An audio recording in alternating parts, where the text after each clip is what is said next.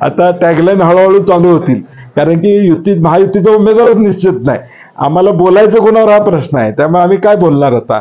जिथं विरोधी उमेदवार ठरवायला एवढा वेळ लागतोय तिथं निवडणुकीचा विषय लांब आहे. आणि म्हणून महायुतीचा उमेदवारच ठरत नसेल तर आता बोलायचं. त्यापेक्षा आम्ही जे चांगलं करणार आहोत शाहू महाराजांच्या माध्यमातून कोल्हापूरची दिशा काय असेल भविष्यकाळात ते आमच्या दृष्टीने महत्वाचं आहे. बेरोजगारीचा प्रश्न असेल किंवा इतर प्रश्न असतील, पंचगंगा प्रदूषणाचा प्रश्न महाराजांनी काल मांडलेला आहे. आणि म्हणून या सगळ्या विषयाला गती देणं हा आमचा अग्रक्रम असेल. उमेदवारी जाहीर झाली, इतका वेळ जो आहे तो कोल्हापूर असू दे किंवा हातकणंगले महायुतीत जास्त भांडणं आहेत हे आपल्याला यातून स्पष्ट दिसतंय. चला, थँक्यू. या मुवमेंटमध्ये सुद्धा ते अग्रवर्ग असावे असं अपेक्षित आहे? नाही, आम्हाला अपेक्षित तो नाही आहे. नाही, आम्हाला अपेक्षित तो नाही. सत्याची बाजू घेत असताना सत्याची बाजू सगळीकडे घेतली पाहिजे. एकच ठिकाणी सत्याची बाजू किंवा सत्याचा विषय मांडणं संयुक्तिक नाही असं माझं प्रामुख्यानं म्हणणं आहे. आणि निवडणुकीच्या तोंडावर अरविंद केजरीवालना अटक करणं मला वाटते देशातल्या लोकशाहीचा हा खून आहे. ही मुख्यमंत्र्याला सुद्धा आम्ही आत टाकतो. म्हणजे फिअर सायकोसिस देशामध्ये निर्माण करणं की मुख्यमंत्री सुद्धा आत जाऊ शकतात, तर सामान्य माणसं काय आहेत? आणि म्हणून सामान्य माणसांना गृहीत धरून जे लोकशाहीचा गैरवापर चाललेला आहे त्याला जनता उत्तर देईल. तर कोल्हापूरमध्ये शाहू महाराजांची उमेदवारी निश्चित झाल्यानंतर सोशल मीडियामध्ये अशी टॅगलाईन असते की मान गादीला पण मत मोदीला, अशा पद्धतीची. नाही, तसं काही होणार नाही. कारण की शेवटी कोल्हापूरच्या मातीतला हा विषय, कोल्हापुरातल्या लोकांना काय पाहिजे हे माहित आहे. आणि देशात काय चाललंय त्यापेक्षा कोल्हापुरात वेगळं चालतं नेहमी. त्यामुळे त्याचा काय आमच्याकडे परिणाम, मग अनेक परिणाम झाले असते वेगवेगळ्या विषयात. त्यामुळे कोल्हापूर बाणा वेगळा आहे, कोल्हापूरच्या मातीचा धर्म वेगळा आहे, कोल्हापूरच्या मातीची संस्कृती वेगळी आहे. दिल्लीला या ठिकाणी लढाई करायची तयारी असणारा हा कोल्हापूरचा बाणा आहे. त्यामुळं वरून कोणतरी सांगते आणि मग कोल्हापूरकर फरफडत जातील अशी परिस्थिती नाही आहे. कोल्हापूरकरांची स्वतःची एक अस्मिता आहे. कोल्हापूरकरांचं स्वतःचं एक मत असतं की मी काय केलं पाहिजे, आणि ते मत शाहू महाराजांच्या बाजूनच असणार हे मी खात्रीलायक सांगतो. मग अशी मी सांगितलं 26 तारखेच्या आत काहीतरी निर्णय होईल आमचाही. 7 जागा जे काँग्रेसचे त्यांना आमची मदत जी आहे ती होणार आहे. नाही, आज शेवटी महाविकास आघाडी म्हणून काँग्रेस पक्ष लढतोय. हे पत्र खरगे साहेबांना लिहिलेलं आहे. खरगे साहेब, आदरणीय पवार साहेब, उद्धवजी या संदर्भातला निर्णय घेतील. त्याची आमची चर्चा झालेली आहे, परंतु मी बोलणं संयुक्तिक ठरणार नाही. परंतु 26 तारखेच्या त्यांनी जो दिलेला आहे की 26, आणि बरोबर आहे, कारण की शेवटी आता पहिल्या टप्प्यातले फॉर्म भरायची मुदत 27 तारखेपर्यंत आहे. आणि त्यामुळे अपेक्षितच आहे की तो निर्णय लवकर व्हावा. आणि आम्हाला वाटते की 2-3 दिवसात तो निर्णय होईल. 2014च्या दरम्यान आणि त्याच्या अगोदर अण्णा हजारेंनी काँग्रेस विरोधात आणि भ्रष्ट सरकार विरोधात, त्यांचं म्हणणं आहे भ्रष्ट सरकार विरोधात दिल्लीमध्ये आणि संपूर्ण देशामध्ये आंदोलन केलं होतं. त्यानंतर भाजप सरकार आलं. 10 वर्ष भाजप सरकारची झालेले अण्णा हजारे कुठंच दिसत नाही. तुम्हाला वाटते भारतीय जनता पार्टीचं सरकार त्यांना हवं असणार त्यांनी सरकार दिलं? दुसरं त्याला हे करून एक स्टेटमेंट त्यांनी आज दिलेलं आहे की जर अरविंद दोषी असेल तर त्याला शिक्षा लागते. मला वाटते असे अजून स्टेटमेंट्स त्यांनी देणं अपेक्षित आहे. अनेक जणांच्या बाबतीत दिले तर ते संयुक्तिक राहील. नाही, मला वाटतं आज आता हे बोलण्यात मग अनेक विषय आहेत की अनेकदा त्यांचा आदर ठेवून अनेकांनी सांगितलेलं आहे की अनेक विषयामध्ये त्यांनी लक्ष घालणं अभिप्रेत होतं, जे 10 वर्षामध्ये त्यांनी घातलेलं नाही आहे. मला वाटतं सगळ्याच विषयात ते बोलले तर महाराष्ट्राला एक सच्चा म्हणून त्यांची जी काय एक इमेज आहे ती सार्थक ठरेल. राहुल गांधी आता त्यांची आता त्याच्या पाठीमागे त्यांची भूमिका काय, माझी त्यांचा संवाद गेले 1.5 महिना नाही आहे. पूर्वी होता संवाद त्यांचा, कारण हल्ली 1-1.5 महिना ते प्रचारात असल्यामुळं माझ्याशी त्यांचा संवाद झालेला नाही आहे. त्यामुळे नेमकं त्यांचं मत काय हे मी आज सांगणं संयुक्तिक ठरणार. त्यांच्या बाजूला सकारात्मक वातावरण असताना अशी भूमिका त्यांची कुठेतरी अडचणीत आणेल असं वाटत नाही. आज मी म्हणलं तसं आमचा एजेंडा काय आहे, आमचा एजेंडा महायुतीचा खासदारापेक्षा महाविकास आघाडीचा आणि आमच्या विचाराचे खासदार निवडून आणणं आमचा प्रामाणिक एजेंडा आहे. आता ते मोदींच्या विरुद्ध भाजपच्या विरुद्ध ताकदीनं लढतायत.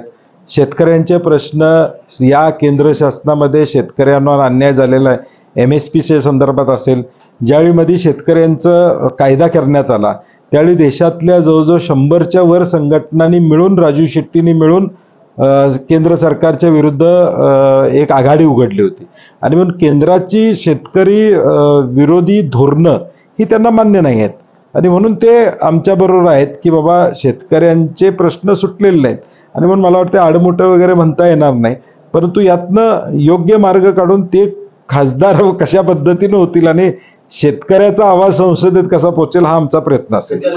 आपण बघतोय काँग्रेसच्या काही जागा आम्ही पहिल्या टप्प्यातल्या काही जागा होत्या, तिसऱ्या टप्प्यातल्या देखील काही जागा होत्या, प्रणितीताई असतील, श्रीमंत छत्रपती शाहू महाराज असतील, हे जाहीर केलेले आहेत. आता ह्या 2-3 दिवसात शेवटी सगळ्या तिन्ही पक्षाची चर्चा होत असताना वंचितची चर्चा हे थोडा वेळ लागला तरी आता शेवटी हळूहळू एक एक टप्पे पूर्ण होतील. पश्चिम महाराष्ट्र हा राष्ट्रवादी किंवा काँग्रेसचा बालेकिल्ला अशा प्रकारचे चित्र होतं. आता उमेदवारी ज्या पद्धतीने दिल्या जात आहे त्यानुसार काही चित्र बदलेल असं वाटतं तुम्हाला? नाही, 100% बदलेल. काँग्रेस राष्ट्रवादीचा आणि शिवसेनेचा बालेकिल्ला म्हणूनच आता या पुढच्या निवडणुकीमध्ये पश्चिम महाराष्ट्राचा मतदार आपल्याला मतदान केलेलं दिसेल. मतदारसंघात रवींद्र धंगेकरांना सर्वसामान्य चेहरा गेला आहे, मात्र इथं त्यांचेच मित्र वसंत मोरे लोकसभा निवडणूक लढवण्यावर ठाम आहे.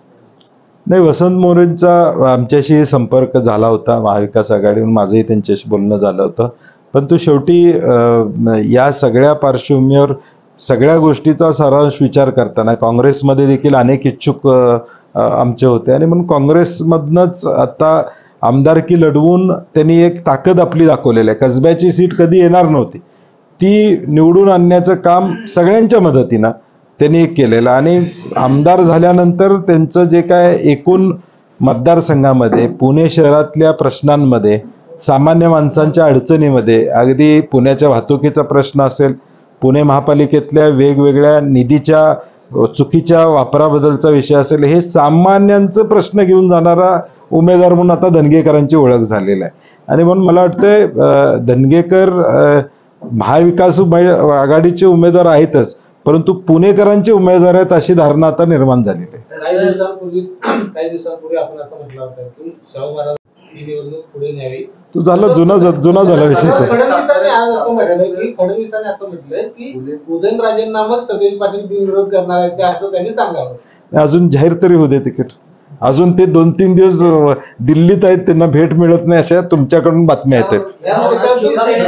आज ते नाही ठीक आहे. आता तो राजकीय एक स्टेटमेंटचं जे एक वातावरण असतं की पुढून काहीतरी आल्यावर आम्हाला काहीतरी स्टेटमेंट करणं अभिप्रेत असतं आणि मग त्यावेळी ज्या काही गोष्टी समोर आल्या त्यावेळी आम्ही म्हटलं जर आदर असेल तर त्या ठिकाणी बिनविरोध करावा असं आम्ही मागणी होणं चुकीचं आहे असं मला काय वाटत नाही.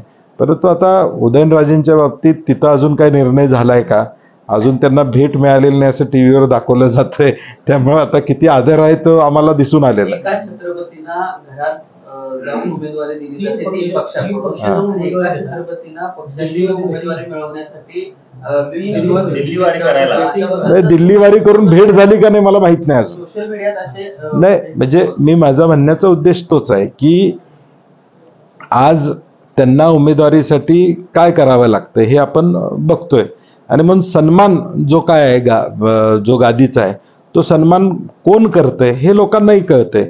इतिहासाची जपणूक कोण करते, छत्रपती शिवाजी महाराजांचा खरा विचार राजकीय दृष्ट्या देखील लोकांच्या पुढे घेऊन जाण्याचा प्रयत्न कोण करते ते लोकांना लक्षात आलेलं आहे. आज गेले 2-3 दिवस झाला आपण तुमच्या माध्यमातून बघतोय भेट मिळत नाही, भेट कधी होणार माहीत नाही, तिकीट असिडिटी धावपळ. म्हणजे ज्यावेळी गरज होती, ज्यावेळी मागच्या काळामध्ये ज्यावेळी भाजपला उदयनराजेंची गरज होती त्यावेळी मात्र अगदी घरात येऊन त्यांचा सन्मान करण्यात आला. आता गरज आहे का नाही किंवा कसंही करता येईल अशा पद्धतीची काय भावना त्यांच्यात आहे का, कारण की आज ज्या पद्धतीचं सगळं वातावरण त्यांच्या बाबतीतलं होतंय हे मला वाटतंय दुर्दैवी आहे. मधून उमेदवारी मिळाली गेल्या अनेक दिवसांपासून काँग्रेसला जी जागा मिळावी म्हणून आग्रह होता, शेवटी त्यांनाच हे या ठिकाणी तिकीट मिळाले. महाविकास आघाडीमध्ये काँग्रेसलाही जागा मिळावी अशी आमची सर्वांची इच्छा होती आणि त्या इच्छेप्रमाणे आदरणीय पवारसाहेब असतील, उद्धवजी ठाकरे साहेब असतील, या सगळ्यांनी निर्णय घेऊन श्रीमंत छत्रपती शाहू महाराजांच्या माध्यमातून एक कोल्हापुरातला विकासाचा, समतेचा आणि एक सांस्कृतिक आवाज दिल्लीमध्ये पोचवायचा एक निर्णय घेतलेला आहे आणि त्याचा निश्चितपणे फायदा कोल्हापूर म्हणून आम्हाला होणार आहे. श्रीमंत छत्रपती शाहू महाराजांच्या माध्यमातून या देशामध्ये जो विचार खऱ्या अर्थानं आज गरजेचा आहे, सर्व धर्म समभाव सगळ्यांना बरोबर घेऊन जाणारा छत्रपती शिवाजी महाराजांचा विचार, शाहू महाराजांचा विचार हा दिल्लीमध्ये आता संसदेत लोकशाहीच्या माध्यमातून जाईल, याचा आनंद आम्हाला आहे. खरं तर आज झालेलं नाही तर कोल्हापूर त्यांनी पाठिंबा दिलेला आहे काँग्रेसच्या उमेदवाराला. राज्याबाबत काय नाही, मी म्हणलं मगाशीच म्हणलं की राज्यामध्ये त्यांनी यावं अशी आमची अपेक्षा आहे. आमची महाविकास आघाडी म्हणून त्यांच्याबरोबर चर्चा सुरू आहे. ठीक आहे, काय 2-3 दिवसात 26 तारखेपर्यंत त्यांनी त्या ठिकाणी तारीख सांगितलेली आहे. त्याच्या आधी जर हा निर्णय झाला तर निश्चितपणे सगळीकडं त्यांची मदत आम्हाला चांगल्या पद्धतीची होईल अशी आम्हाला खात्री आहे. कोल्हापूरची जागा मिळते पण सांगलीची जागा आतापासून सुटते, कारण तिकडे उमेदवार घ्यायचा. तिढा काय माहिती? तुम्ही खरं तर सांगलीवर तुमचं बारीक लक्ष होतं, सांगलीची जबाबदारी तुमच्याकडे होती. नाही, सांगली पारंपरिकरित्या काँग्रेसला मिळावी अशी आमची सगळ्यांचीच इच्छा होती. आणि हा विषय कोल्हापूरची जागा सांगलीची जागा असा नव्हता. शेवटी ज्यावेळी महाविकास आघाडी म्हणून आपण निर्णय घेत होतो किंवा निर्णय प्रक्रियेमध्ये नेते मंडळी बसत होती, किंवा परवा आम्ही स्क्रीनिंग कमिटीलाही दिल्लीला होतो, CECला होतो, शेवटी विनेबिलिटी हा महत्त्वाचा विषय. शेवटी आता आम्ही महाविकास आघाडी कोणावर लढतोय तर भाजपवर लढतोय. भाजपचा एक खासदार कमी करणं हे मुळात ध्येय आहे आणि इंडिया आघाडीची सत्ता देशामध्ये येणं आमचं ध्येय. आणि म्हणून आम्हाला काँग्रेस म्हणून वाटते की विशाल पाटील हे उमेदवार असतील तर ते चांगल्या पद्धतीनं लढाई करू शकतील, चांगल्या पद्धतीनं मतदान घेऊ शकतील. आणि म्हणून अजून देखील शिवसेनेचा आग्रह आहे, आपण बघतोय की त्यांचा आग्रह प्रचंड प्रमाणात त्यात आहे. परंतु वरिष्ठ पातळीवर अजून चर्चा सुरू आहेत आणि काहीतरी मार्ग निघेल असं आम्हाला काँग्रेस पक्षाकडून अपेक्षा आहे. अजून चर्चा काँग्रेससाठी किती महत्वाचं आहे? पण 25 वर्षानंतर तुम्हाला ही जागा मिळते. नाही, आपण बघतोय की पूर्वी काँग्रेस हा एक पक्ष एकटा पक्ष म्हणून लढाई करत होता. नंतर राष्ट्रवादी झाले, काँग्रेस आणि राष्ट्रवादीची आघाडी झाल्यानंतर बरेच वर्ष राष्ट्रवादीच्या माध्यमातून या मतदारसंघाला दिशा देण्याचा प्रयत्न झालेला आहे. आणि आज एक विशिष्ट परिस्थिती निर्माण झाल्यानंतर काँग्रेस म्हणून आम्हा सगळ्या कार्यकर्त्यांना निश्चितपणे आनंद आहे की अगदी चंदगडपासून ते करवीरच्या शेवटच्या टोकापर्यंत त्या सगळ्या लोकांची अपेक्षा होती की बरेच वर्ष आम्हाला लोकसभेला हातावर शिक्का मारायचं असं म्हणायचे, आता बटन आलं, परंतु शिक्का मारायचं असे मागणी होती. आणि मला वाटते ते स्वप्न काँग्रेस म्हणून पूर्ण होतंय, कारण की काँग्रेसची पक्की विचारधारा असणारा वर्ग या जिल्ह्यामध्ये प्रचंड प्रमाणात आहे आणि तो काँग्रेससाठी एक आनंदाचा क्षण आहे. वंचित बहुजन आघाडीनं शाहू महाराजांच्या उमेदवारीला पाठिंबा दिला. मी सन्मान्य प्रकाश आंबेडकरजींचं मनापासून कोल्हापूर म्हणून मी धन्यवाद देतो, कारण की मला वाटते अजून वंचितची भूमिका राज्यामध्ये महाविकास आघाडीबरोबर यावी यासाठी आमचा सगळ्यांचाच प्रयत्न चालू आहे.